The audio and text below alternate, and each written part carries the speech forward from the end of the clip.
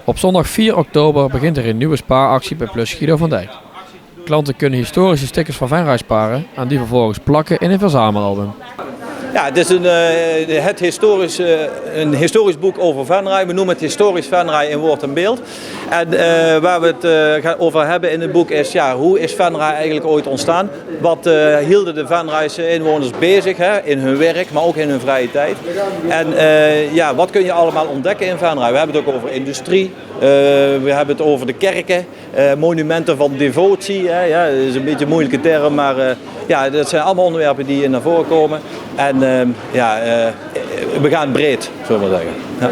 288 plaatjes geloof ik. Een flinke klus, dat heb je vast niet alleen gedaan. Nee, dat heb je goed gezien. Ja. Ik heb samenwerking gezocht met Mai Vollenberg en met Jan Strijbos. Ongekend wat zij aan praatkennis hebben over de geschiedenis van Venray. Natuurlijk hebben zij ook het archief van Venray waar ze plaatjes uithalen en beelden uithalen. En de teksten uithalen. Maar zij hebben mij geholpen, ja. En het was een behoorlijke klus, moet ik zeggen. Ja, en we doen verschillende hoofdstukken, onderwerpen. Wat is jouw favoriet?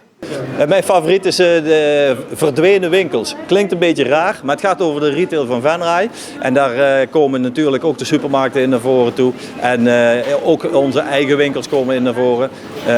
Wij zijn een familiebedrijf en we hebben 4 generaties. En daar zijn er wat winkels van verdwenen. En daar besteden we ook een klein beetje aandacht aan in het boek. Ja. Ja. De actie duurt tot eind november, laatste zaterdag van november.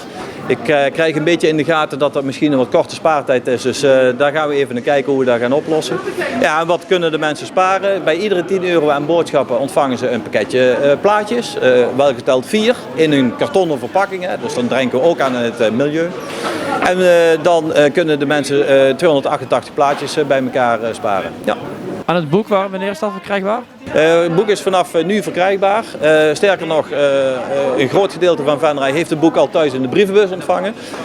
Ja, ik meende dat te moeten doen omdat ik graag wil dat zoveel mogelijk mensen ervan weten. Zodat ze kunnen gaan sparen natuurlijk. Maar ze kunnen het boek ook ophalen hier in de winkel. Als ze aangeven geïnteresseerd te zijn om te willen sparen, dan kunnen ze het boek gratis mee. Ik hoop dat de mensen net zoveel plezier hebben in het sparen als wij hadden in het maken van het boek.